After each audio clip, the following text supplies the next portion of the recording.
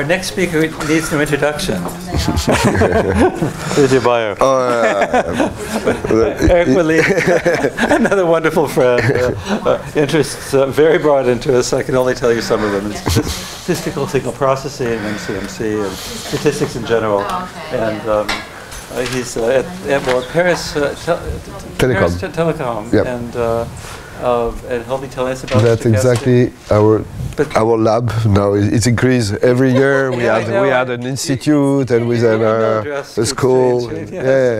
Oh, and I should also mention that I keep up with Eric's work in part because every week ResearchGate tells me that he has another 2 papers published. So, Eric. Thanks a lot.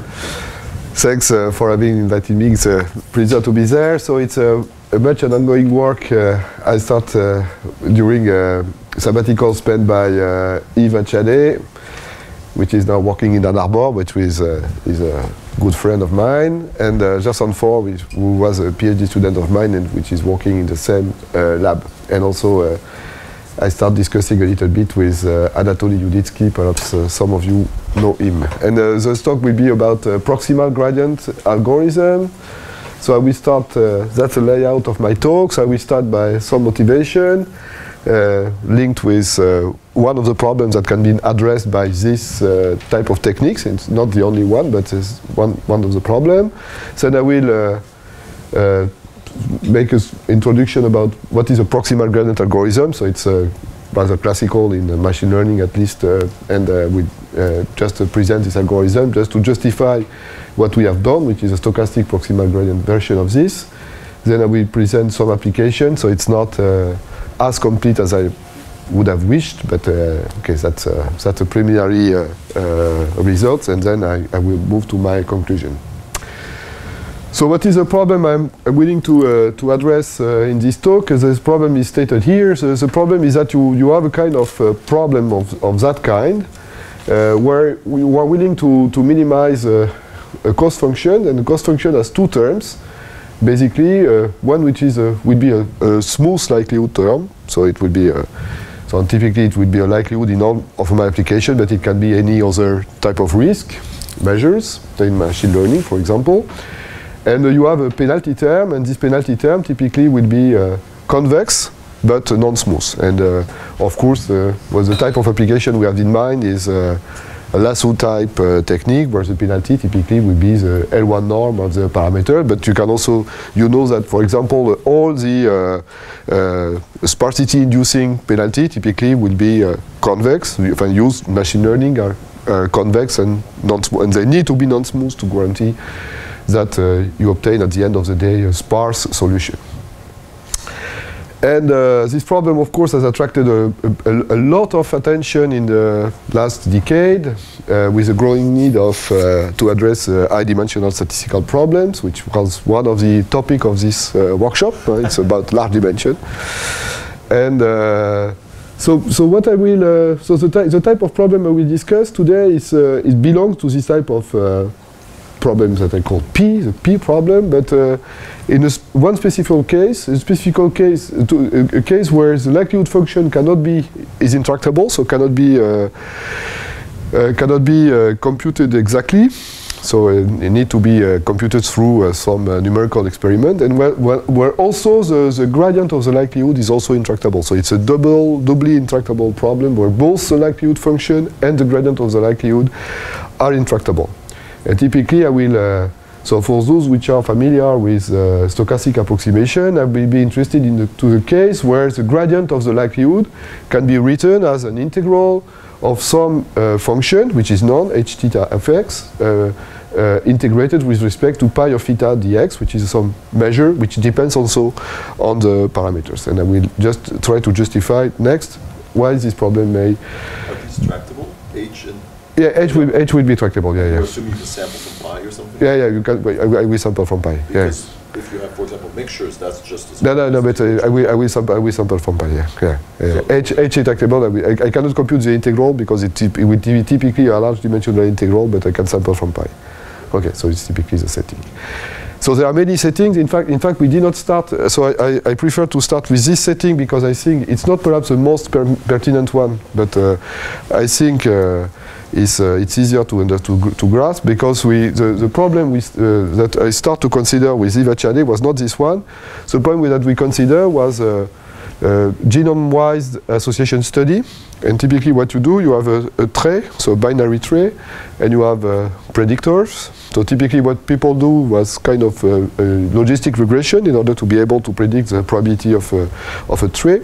And it's a huge dimensional, you have a very large number of regressors, so you need to have a kind of spare solution to that. And what we add to this problem is a kind of random effects, because there are what people have noticed in when they have started to analyze these traits, is they notice that if you don't take into account some random effects, can be environmental effects, for example, or quantities which are not completely well measured or addressed. So then you obtain results which are quite wrong. So that was the problem that I worked most on, was this problem of large dimensional logistic regression with random effect. Okay, but I will not discuss that today. I will discuss another problem that we have addressed using typically the same techniques, because it's easier to grasp. Is a problem of estimating a sparse network structure. And so typically what I have some measurements, and the measurements are binary or discrete random variables. And what I want to model is a joint distribution of these discrete random variables. So it's a P. So I have P measures, and I want what I'm willing to do is I am willing to model this joint distribution using a Gibbs measure, where of course I don't know the parameter theta. I don't assume any kind of neighboring structure, so it's not a image processing problem. So I don't assume anything on the matrix theta, except that this matrix theta will be of course sparse. So I will try to obtain what I have. I have observation of these discrete vectors, and I want to model this vector as a Gibbs measure with a sparse connection matrix. So the real matrix, which is symmetric, theta, is called the network structure. And of course, that will be typically the log of this quantity will be typically my log likelihood, and of course the log likelihood is intractable because it depends. It will be the normalizing constant of a random the Gibbs measure. So I integrate with respect to mu, but mu here is a contact measure. So the problem I will address typically is trying to identify, to estimate, in fact, the number structure from the realization of this variable. So there are no, here in this case, there are no hidden variables. So you can also imagine the same type of problem with some hidden variable. It will fall exactly in the same framework. Here, it's a complete observation problem.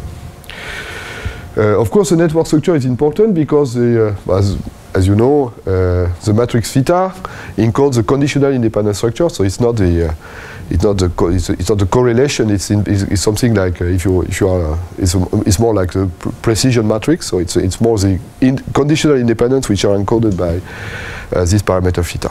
And as I said before, I am looking to sparse solutions. So of course, this problem it's very important in applications. We are working with since Yves is mainly interested in biologic problem right now. So our data set is a molecular coevolution problem for multiple aligned sequences. I will not discuss this application. But the problem of inferring the network structure of Gibbs measure has attracted a lot of interest also in machine learning literature. Not using, of course, this framework. They are using it's a different technique. I will discuss that a little bit later. And for example, there is the founding paper in this direction has been by Banerjee, El-Gawi, and D'Aspremont. And they have analyzed using that the votes of politicians. It was in the Senate, and they are looking at whether or not politicians were voting a particular bill, and they tried to understand what was the graph structure of this, what explained the joint vote of these of the senators. Well, there are many other examples of it. So perhaps we can use this technique for the problem raised by Nadia yesterday. So what are the techniques to infer network selection? So there are, in fact it's easy to see that network selection is really a model selection problem. So there are two types of techniques which can be used. The first type of technique is based on a kind of multiple hypothesis testing. So what you do typically is that you will construct tests to measure the conditional independence of two answer given all the other observations. So you have it will be typically it will fall into the general framework of multiple tests. So it will be a multiple conditional independent test. Okay, well it's extremely costly because you have to test for every pair conditional to the others. So it's typically NP-hard. In fact, if you look at all the pairs, it will be typically NP-hard, even if you are not looking at extremely large P. And the other techniques, which are more, typical in another technique would be in model selection technique. It would be score-based approaches. Where you will typically use the likelihood of the observation to assess the fit of the graph to the data, and you will use a kind of metric for the complexity of the graph, which will be typically linked with Bayesian information score and things like this. Okay, but the problem also is that this type of techniques are not very useful because typically you have to test if you want to do this type of model selection. So for example, it has been proven by Cesar and Talatars, and you can use BIC, for example, BIC with a properly defined metrics for the complexity of the graph. So, but the problem is that it's not a practical algorithm because basically it amounts to test every possible graph, which is of course a combinatorial problem, which is NP-hard. Okay, so what I look is something a bit different. So I will use some notation there. So theta would be the matrix. So theta is a connection matrix, is a symmetric connection matrix, and this connection matrix is equipped with a Frobenius norm. And what I will do, in fact, instead of, I will use a kind of a score-based technique, but instead of using a BIC type or in a Bayesian information criterion type penalty, I will use the L1. I will use the L1 norm. So basically, the problem I will try to solve is the following one: the likelihood of the observation is given by this. So it will be the scalar product of the sufficient statistics. So that's the scalar product of the sufficient statistic with a matrix B, which is a matrix B of the observation, minus log z of theta, which is the partition function of the Gibbs of the Gibbs measure. And I've got so that's the smooth part of my likelihood, but which is intractable. It's intractable because of this norming constant. And the second part of the problem is g of theta, which is my penalty term, and the penalty term is convex. Ik of theta is a convex indicator, so it's 0 when it is inside the set. It's plus infinity when it is outside the set, and you have here the L1 norm. So of course you can play. That's really for illustration. You can use different weightings for different coefficients. So it's just so you can play a bit with this. This penalty. You can use more trickier penalty and things like that. But for the time being, I will stick with this L1 penalty. What is Ka? Ka is in fact I truncate the value of theta. So Ka is a compact set. So typically it will be typical. So it's not okay. It's simply I want that the theta parameters are all positive because it will be a kind of ferromagnetic field, and also that theta is not too large because I have problem to control the stability of the algorithm. So I truncate to A. I assume that theta is not larger than A. Also Ka. So if we Ka here will be 0A to the power P. In this case, but it's not perhaps the most clever thing to do. This is something I will not discuss, but in fact, when you that's another problem. When you look at the dependence on, so there is a problem linked with the stability. I did not address very precisely, but this is why I add this term in order to avoid this problem. So it's also you don't have any negative correlation. Yeah, no negative correlation. Yeah, it's only here. It's only a positive correlation. So you can influence. So you can have you can influence the others, and it's no. It's no. There is no way of destructing the. There is theta are all positive in that case. Okay, so using. So just to finish with this example, and I will come back to the example at the end of the talk in 2 hours. Yeah, is a problem? Yeah, wait, what time is your party, Sean? So it's 7, it's okay. You've got 25. Okay. So here, the likelihood is not tractable. G theta is convex and non-smooth, and when I look at the gradient of the likelihood, of course it's a simple Fisher identity. So the gradient of the likelihood. So this is the norming, the expression of the normalization constant, and when you compute the gradient of the normalization constant, it will be typically the integral of the sufficient statistic of the Gibbs random field with respect to the Gibbs measure. So it has exactly the expression I mentioned in the introduction. So it will be an expectation with respect to the Gibbs measure. So I cannot compute this integral, but typically I can sample from the Gibbs measure because there are a huge literature of sampling about Gibbs measure in some statistical physics, so I know how to sample this type of fields. Okay, so back to my general framework. So to recap, so that will be the framework. Minimize this function. L is smooth, is convex and smooth. It's smooth and convex, in fact, I would have said that. G is non-smooth but convex. And L, gradient of L are intractable. And to do so the technique I will use here is a proximal gradient algorithm. So do you know the proximal? Who knows the proximal gradient? Only one. Yeah. Okay. So I will spend 1 minute to explain what is it.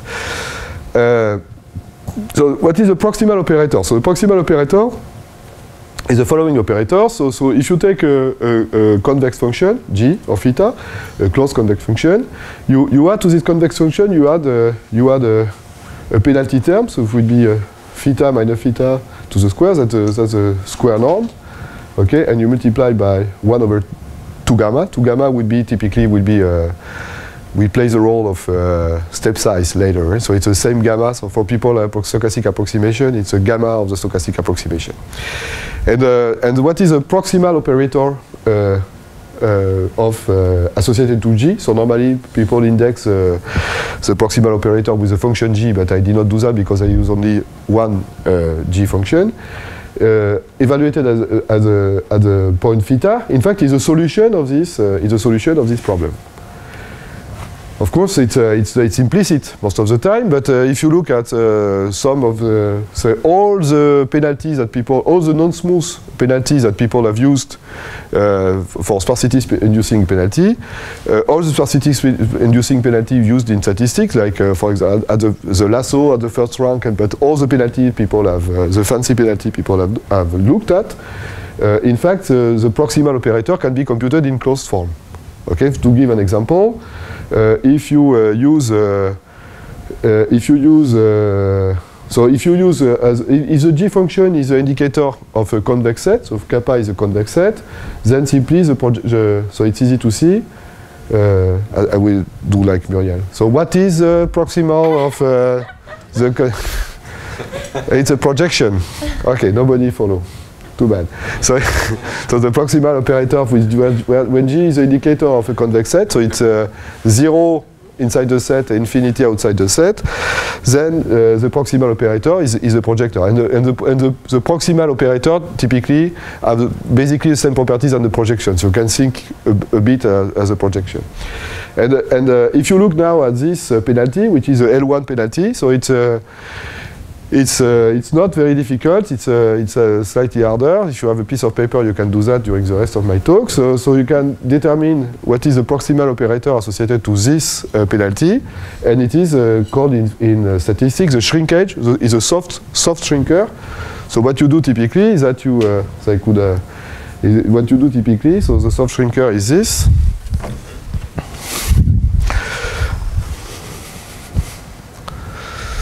Okay, there are some.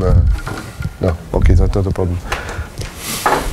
It's okay. So we could have made a plot, but it's here. Okay, sorry. No, it's not a problem. So it's not a problem. So the soft shrinker, so a soft. A soft shrinkage is something like this. It's an operator where it's minus. You have minus lambda plus lambda there. Okay, and you put if theta belongs to the set, you assign it to 0. Okay, and if otherwise, you simply put it's theta minus lambda, positive and negative. Okay, so that shows us the proximal operator associated to this particular function g. Okay, so proximal gradient method are problems which are been made for minimizing problems with composite cost, which can be split into two terms. So exactly of the form that where minus L is convex differentiable, and where G is closed convex, possibly non-differentiable, but for which a proximal is easy to compute. And the proximal gradient algorithm can be written like this. So the proximal gradient, what you do typically is that you do a step, you do a gradient step, okay, and then what you do is that you apply the proximal operator after the gradient step. So and then you iterate like that. So it looks very familiar for people knowing stochastic approximation. It's a special case, for example, it's one of the most popular algorithms in stochastic approximation in the projected stochastic gradient, where you project on and the proximal.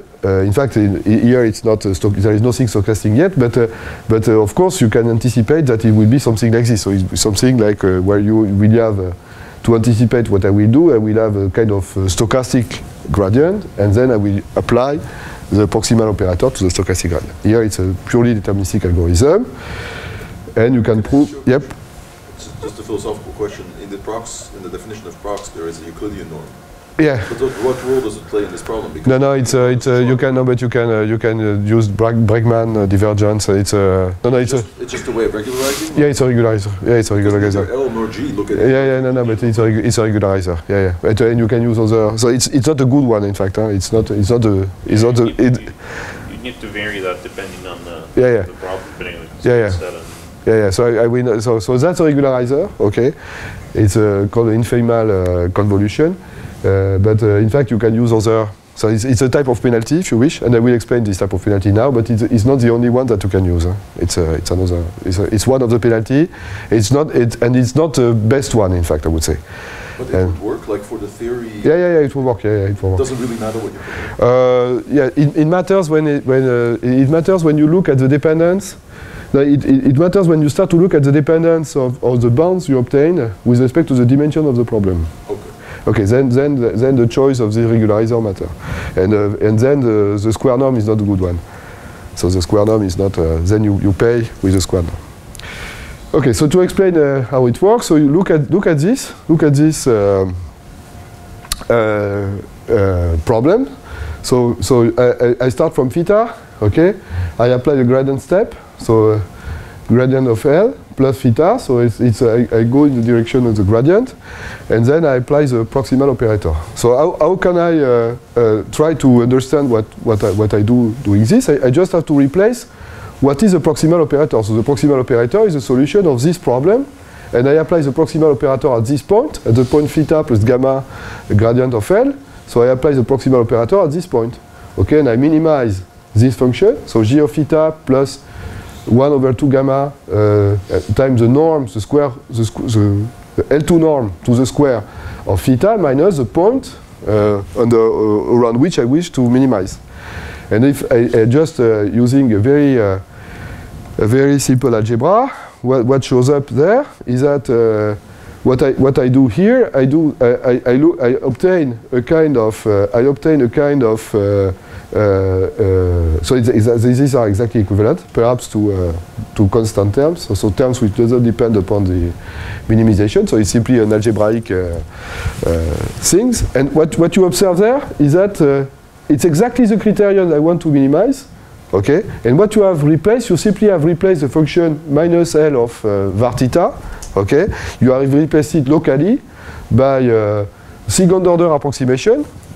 Okay, it's a second order approximation. It's a kind of this is the correct first order, and the second order it's here. You have replaced the second order. The Hessian term has been replaced by a quantity, and if you have assumed that the gradient of L is Lipschitz, continuous, and if gamma is less than 1 over L where L is a Lipschitz constant, what you are sure is that these terms, this function will dominate, in fact, will dominate the function that you are willing to optimize. And this is, okay, so it's this gradient, the proximal gradient approximation, is a special instance, can be seen as a special instance of a technique which is called a majorization minimization technique. And the majorization minimization technique is a technique to compute, to minimize the function, which works as follows. At each point, what you do is that you find a function which will be larger than the function that you want to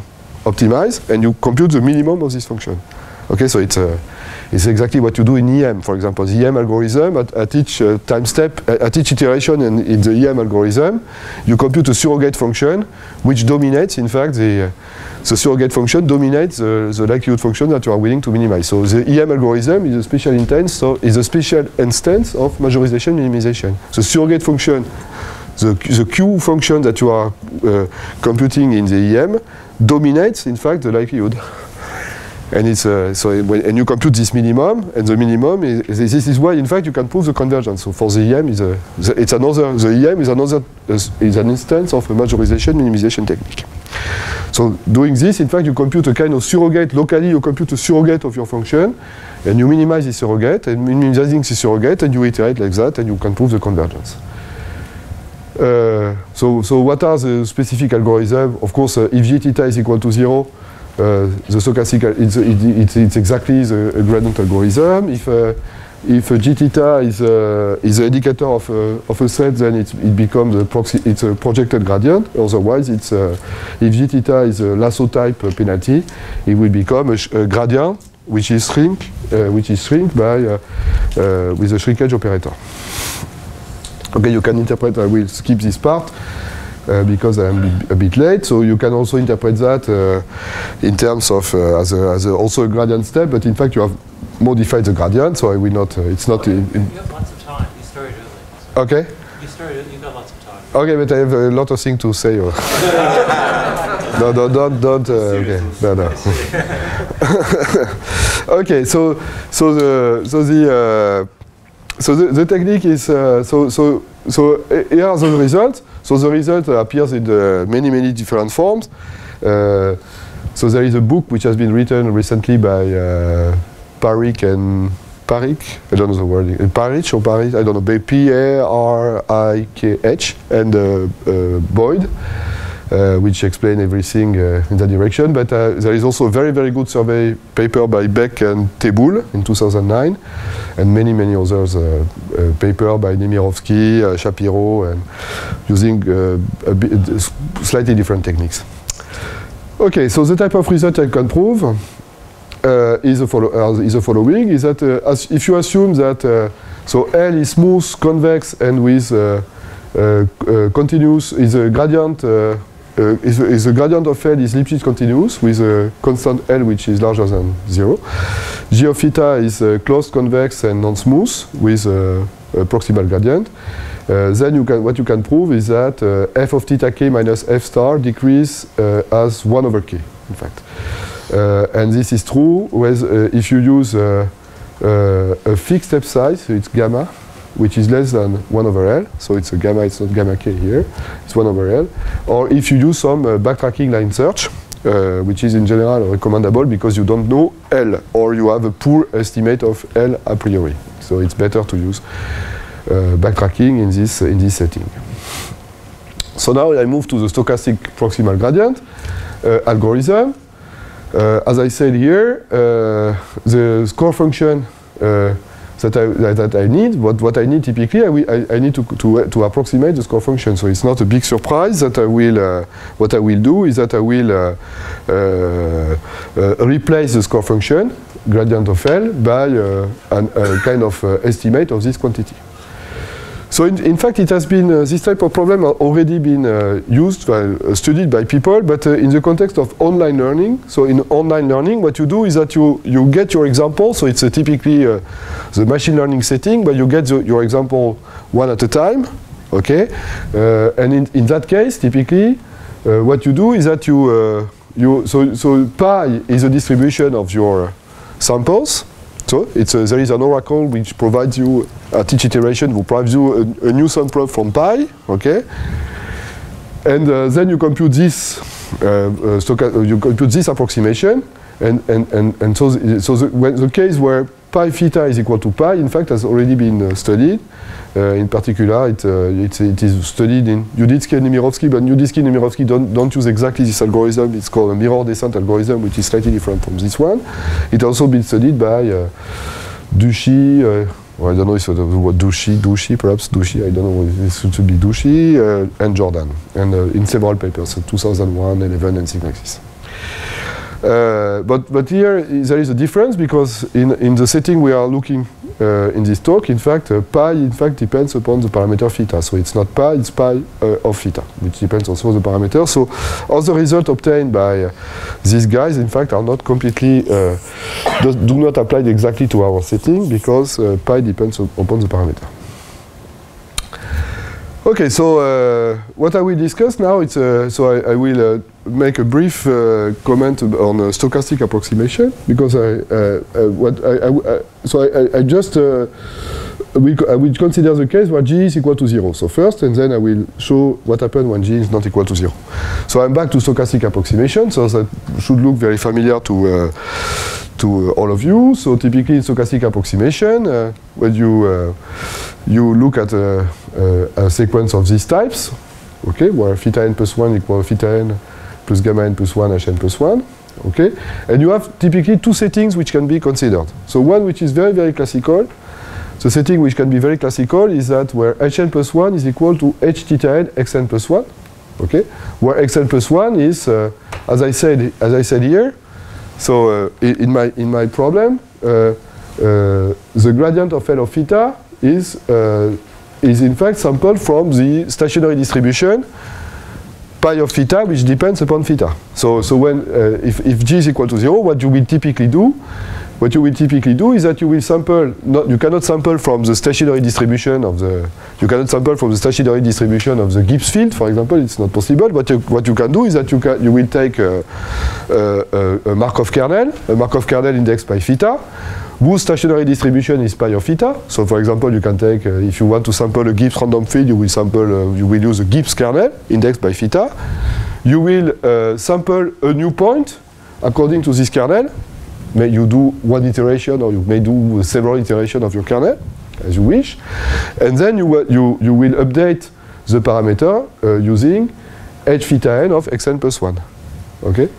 So that's typically what you will do, and this would be a stochastic approximation with a Markovian noise, which is the Markovianity of the noise comes from the fact that I do not sample exactly from pi of theta n, I sample from a Markov kernel whose stationary distribution is p of theta n. And it works because when you approach convergence, typically, what you will do is that when you approach convergence, you will sample with the parameter theta will start to be almost constant, and then you will iterate basically always the same kernel. And since you iterate always the same kernel, basically it's a little bit like if you sample from the stationary distribution. So that's the first setting. There is another setting which is much less popular, in fact, but in fact I think it's equally good for in many instances where you run mini batches. So instead of having a decreasing step size, gamma n plus 1, what you will do is that you will use a fixed step size, gamma, and but instead of updating the parameter every time, you will sample a mini batch. Okay, so at each iteration you will sample a mini batch, a batch of length mn plus 1. So at iteration n plus 1 you sample a mini batch of length mn plus 1. Typically mn plus 1 you will let the size of the batch go to infinity. Okay, and you will update the parameter, so like this. So if you instead of using this instantaneous estimate of the h of theta, you will use this average. So in fact, you should be careful. It should be careful when you compute. You compare the two schemes, of course. In the stochastic approximation case, n is the number of iterations. So you after n step, you have sampled exactly n times your Markov chain. And for mini batches, in fact, n is the number of iterations. You have samples, the sum from g equal 1 to n of mg, so the size of the mini batches. Okay, so when you compare, in fact, the true time scale that you should compare for the mini batch is the sum of the mj. So what the type of result that you can prove are the following. So typically, when you do stochastic approximation, the easiest result are obtained when you use a step size for stochastic approximation. You use a step size which is n to the power minus alpha, with an alpha between 1/2 and 1 being excluded, and you use averaging. And averaging, what you do to do averaging, you use instead of using the estimator theta k, you will use an average like this with weights. And for stochastic approximation, you weight. It's really an average in the sense you take the ak equal to 1. And what you can prove, in fact, the idea comes from Poliak and Yuditsky. And what they have proved, in fact, is in such case, what under sufficient regularity condition, the average estimator convert to theta star at a rate which is square root of n, and this rate may be shown to be optimal. And sigma square also is optimal. Is optimal in this setting. For the mini batch case, in fact, you can do basically the same. So you can obtain basically the same type of result. So this time, n I remember for the mini batch case. In fact, what you should do there is that you should do the average. You should increase, in fact, a of n as m of n. So it's a different way of averaging. It's in averaging where you have to weight, which makes sense because when you do mini batch, okay, which means that when the mini batch is large, okay, it means that the precision of Hn is varying. In fact, the precision of Hn is better. So you have less variance in your estimator of the gradient. And then this means that for this, when the precision is better, you should take the parameters that you have found more, you give them more weights. So in fact, you may show that the appropriate weight or n should be proportional to m of n. And m of n should go to infinity sufficiently fast. So it's super linear, typically. It's n to the power 1 plus epsilon. In which case you can prove that the square root of n theta bar n of n minus theta star is also n0 sigma 2 with the same sigma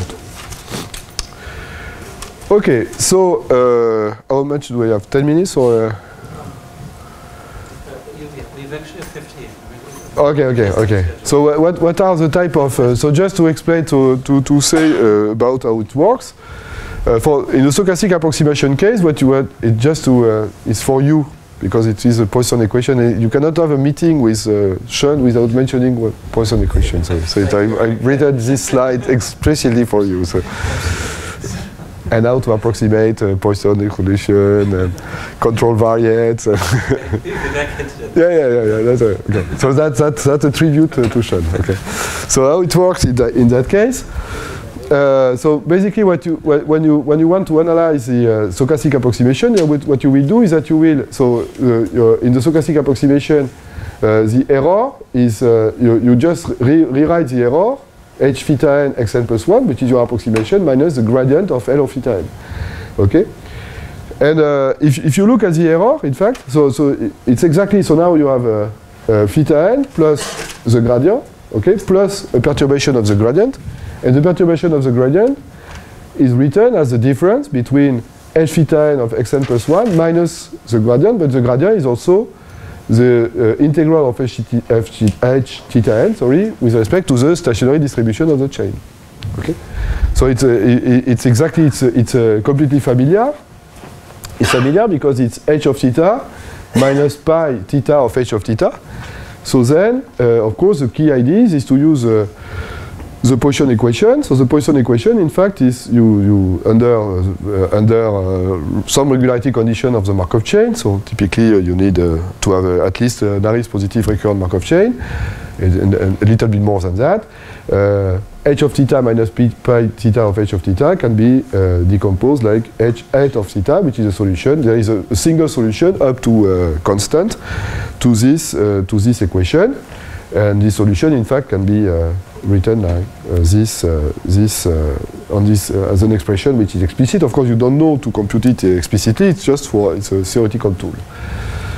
And when you start to decompose the error, so then you start to decompose the error. The error is h of theta n minus its expectation with respect to the stationary measure. So you replace it as the Poisson solution minus p theta times the Poisson solution, and then you decompose the error as follows. So you decompose the error as follows. You have a first term on the error, which is there is a subtlety here. It's xn plus 1, now it was xn plus 1, now it's xn. And why do you do that? Because this term becomes a martingale increment. That's a martingale increment because this quantity, the conditional expectation of this quantity with respect to f of n is equal to this quantity. And then you have a remainder term, and the remainder term, it would be, in fact, the difference of the Poisson solution evaluated at xn plus 1 and xn. And then what you do is that typically you split again this error in two terms. So the first terms, in fact, is you decompose this error in two terms. So xn plus 1 and xn. So this will be a kind of telescoping sum that will disappear. And then you have another term, which is p theta n h hat theta n at xn plus 1 minus p theta n plus 1 h hat theta n plus 1 at xn plus 1. And then you need to control, typically, to control everything, you need to control, in fact, the regularity of the Poisson solution with respect to the parameter theta. So which is, in fact, for MCMC, it is possible. It's not completely standard, because remember that the Poisson solution is written as a sum. Okay, so you need to control. So it's not enough to have, say, for example, regularity of the kernel in the Wasserstein distance with respect to theta, because here you have to iterate that. You have to say something about the regularity of the stationary distribution with respect to the parameters. So there are a lot of work to do in order to understand what is the stability, what is the regularity of the Poisson solution, especially when you are looking at MCMC applications. So I will not discuss that, but in fact they are part of technical things which need to be done.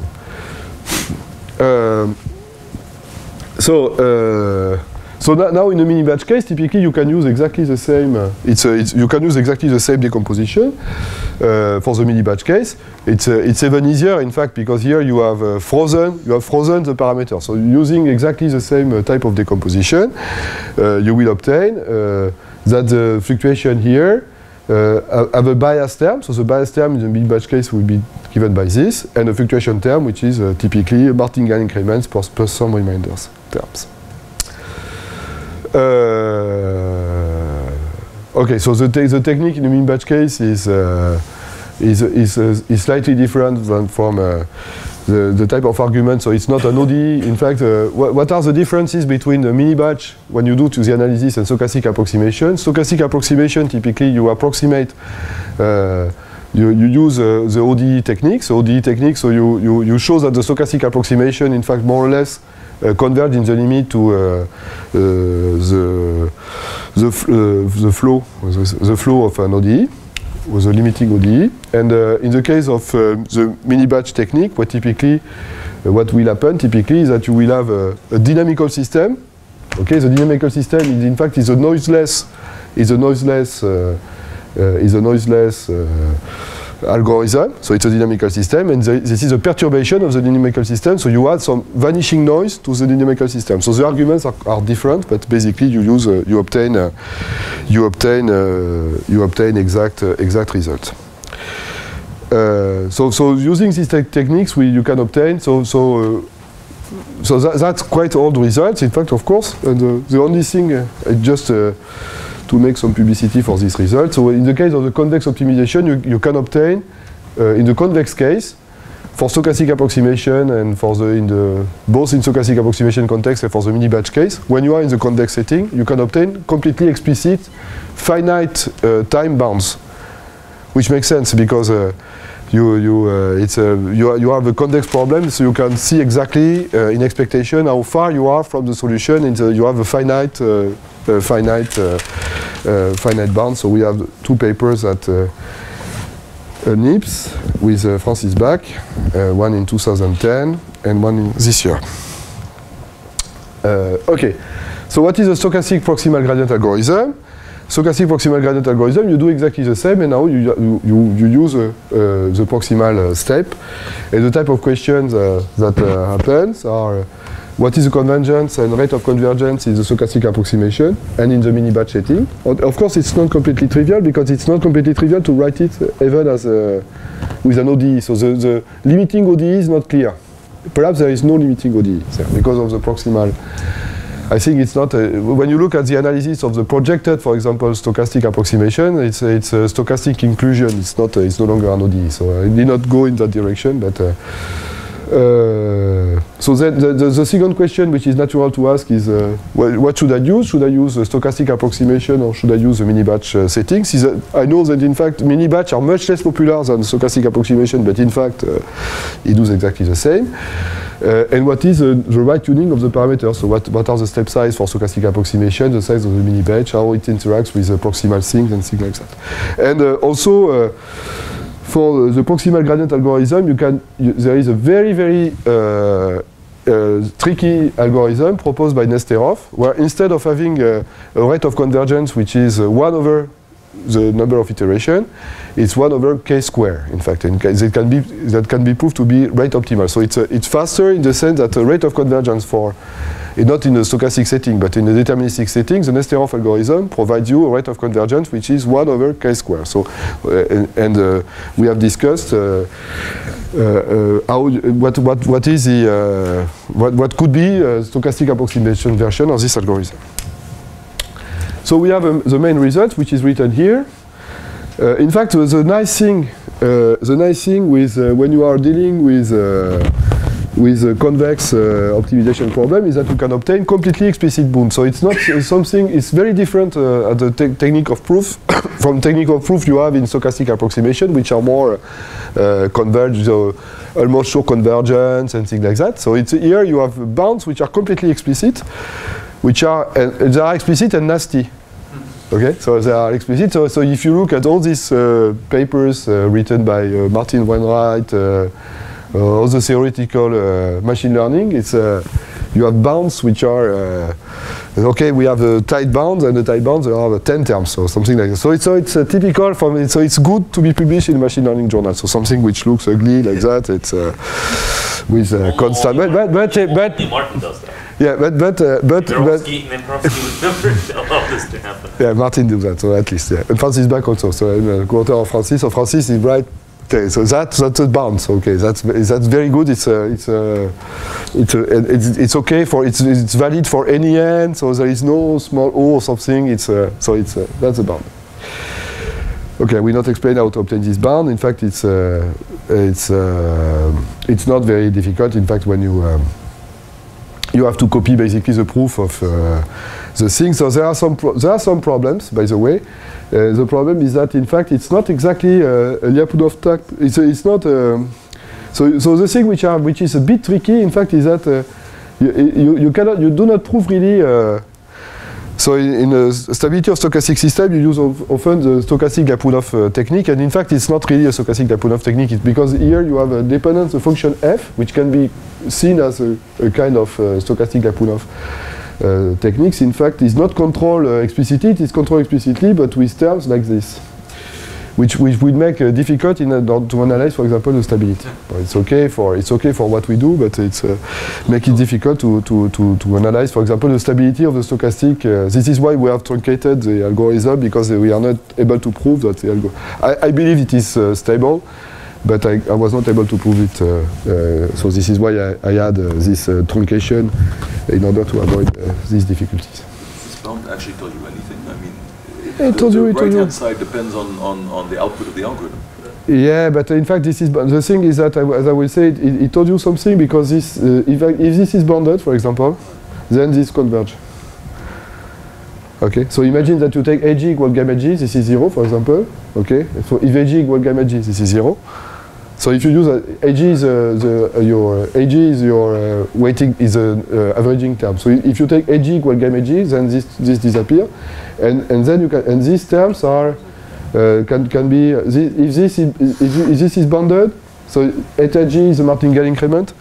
Okay. So this term, the first term is gone, right? Yeah, the first term is gone. This one, so the second term is fine. This one will be fine also, because it's a martingale increment. So you have to control. The expectation is 0. And then the variance typically will be AG square times the variance of eta G, and this one you have here, so you know it works. Huh? That's I can't. It's enough to prove convergence. It's enough to prove convergence. So as I said here, you obtain something like this. Then the first term, as I said, so you take AG equal gamma G, so the first term cancel. So this term is a martingale increment. So this is where the convergence, the stability is difficult to prove, because you have this type of interaction between the. But if theta G is bounded, this will be a martingale increment, which is controlled by this. And then there is a problem with remainder terms. And the problem with remainder terms is complex here, because the problem is non-smooth. So even if you, because of this proximal stuff, it's easy to see there. So if you are there, so you have a small perturbation, but you can have a jump of your parameter to 0, because it's not regular. So in fact it's the control of the sorry the control of the remainder terms are difficult. He saw me last time in Chamonix. I was almost dying, you know, last week. I give a talk. It was like in the opera, you know, the last. I believe it was my last day. I am happy to be there today. So. Okay, so that's for stochastic approximation. So there are some remainder terms. And for the mini-batch setting, you obtain something like this. And then you can prove basically whatever you want. So you can prove rate of convergence in expectation, and you can also do with this type of proof. You can discuss also what is the size. So you can answer a lot of questions in that case. So we focus most on mini batch case, because there is something that you should take into account in general, is that in this type of application, since you have to use the proximal operator, in fact the mini batch case, and the proximal operator is very simple when you are using the lasso, but if you are using more complex sparsity inducing norm, the proximal operator can be more complex to compute. So in fact, mini batch in that case is much better, because you apply the proximal operator only much less often than in a stochastic approximation setting. So you can answer all the questions, and typically what we have proved is that so we start with typically the type in the mini batch setting, assuming that the bias is decreased as 1 over n plus 1, which is typical in Markov chain Monte Carlo. So the thing which will be delicate, in fact, is dependence on C, on this constant C with the dimension of the parameter. So in general, you cannot say nothing, but perhaps in some case you can say something. And assuming that the variance of the mini batch is also scaled like 1 over the length of the batch, and if you assume this, if you assume that your parameter is bounded, okay, that's bad. 2 minutes, okay. Then you can prove that you will converge like exactly at the same rate at a deterministic one. So it's 1 over. So it's 1 over square root of n. In fact, it's where n is the number of simulation. So it's 1 over n in terms of iteration, and 1 over square root of n in terms of it's 1 over square root of n in terms of the number of simulations that you have done. Okay, because after n iteration, okay, you have is the number of iteration for n simulation. If you have do n simulation, you have done n of n iteration. So if you do that, you have to increase the size of the batch linearly, and you average with n equal 1. And you have a step size gamma which satisfies the condition. And it's exactly, in fact, we obtain exactly, so you can prove that you cannot, this is exactly what people have obtained in the stochastic approximation setting for online learning. But online learning, as I said, it's easier in the sense that pi does not depend upon theta. So it's I think its results are optimal. Perhaps the constants are not optimal, but the results are optimal. Okay, so back to my problem. So the problem is, as I said, I was using this problem to solve this network optimization problem. So I use the POTS thing. And as I said before, I assume that theta g are all positive, and I am forced that they are bounded to a box. So I use this because I'm not sure how to prove the stability of the algorithm otherwise. So it's, as I say, there is, so in this type of network, you have no interaction or you have positive interaction only. So the algorithm is very simply to apply. So you have, you will, at each step of the iteration, you need to run a Markov chain, in fact, which stationary distribution is a Gibbs measure. And then what you will do is that you will update the parameter. So you obtain this estimate of the gradient with, so that n here is a number, is an observation, so that the sufficient statistic, and then this is the estimate, in fact, of the estimate of the gradient of the log of the partition function, and then you apply the proximal gradient to the. So typically you are first the first thing that you do is that you apply the shrinkage. So you compute the gradient. You just modify the parameter, you shrink the parameter, and then you truncate, you apply the projection. So it's a soft threshold plus, and then a projection.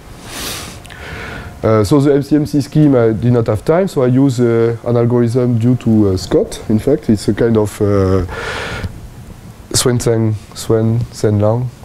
algorithm. So it's not exactly this, but it's a version of that. It's a kind of PDA, so it's a kind of data augmentation principle for sampling the Gibbs random field. In fact, what you try to locate are you cluster, in fact, the Gibbs random field, and you update all the variables from the cluster one at a time. So it's quite fast in general. So I don't have time. So it's a Wolf algorithm, and then these are the results. It was run in my computer in the plane. Huh? So I was short of electricity. It was under the Newfoundland and between Greenland and the American coast. So here the P is equal to 50, N is equal to so we have 500 observations, and I have 1% of diagonal terms. So which means that if you look at the graph, in fact, it's very sparse. In fact, there is 1% of connections. Okay, and these are the different algorithms. So it's stochastic gradient. So stochastic gradient with averaging. So the averaging on this, you have always the impression that it slows down everything. So that's always because you start there.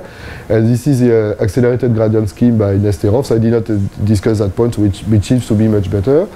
So I have here it's 300 iteration. I have increased the number of simulation by 100. So be careful, you have 300 iterations, so here you have to sample a Markov chain of 300,000. Okay, which is, okay, this is why, so that's iteration cost. Okay, that's, you cost a lot. So perhaps you can reuse things, I don't know exactly. And the thing which is very interesting, so in fact it converges quite slowly. Well, that's so the Nesterov algorithm, but in fact it's not very stable, but I'm not sure for the implementation, so it's not really well done for the time being. And what is good, on the contrary, is that here I've plotted the true positive rate. And the true positive rate, in fact, is reached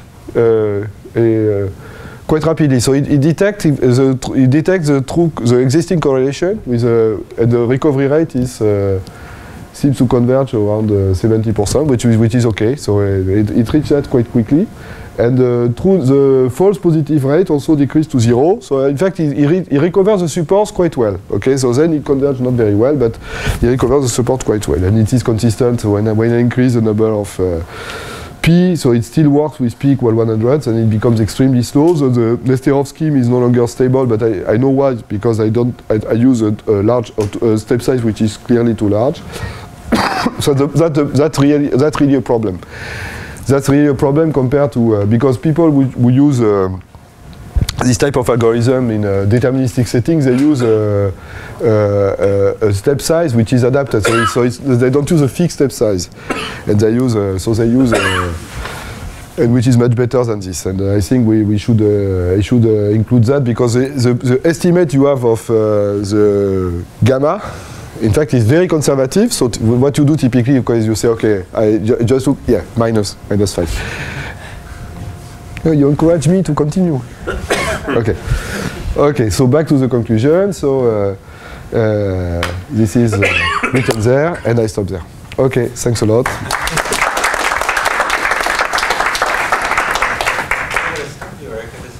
makes you people get questions? What do you mean it's slow? I mean, so isn't P the number of nodes? No, it's a P. No, P is a P. No, it's a it's enormous. P square. It's enormous. So you have in this problem we have 500 parameters to estimate, and among say something like 50 to 2,000 in the second problem it was 10,000 nodes. The matrix was 10,000. No, it's No, but in fact, for this problem, it's not competitive with the techniques that people did in, which are not based on the likelihood. They are based. What people do in general in this type of setting, if you are looking only at this problem, is that they look at conditional distribution. So what they do, they look each individual node, and they try to do a regression with respect to the other. So they do a sparse regression. So they look at each answer, and they do a sparse regression, so a sparse logistic regression, for example, for each answer conditional to the other. It's not a likelihood inference type of techniques. I think it's interesting to compare. So we need to improve it, and if you are interested, we can work on that. We'll start again. Well, thank you again. Okay, thanks a lot.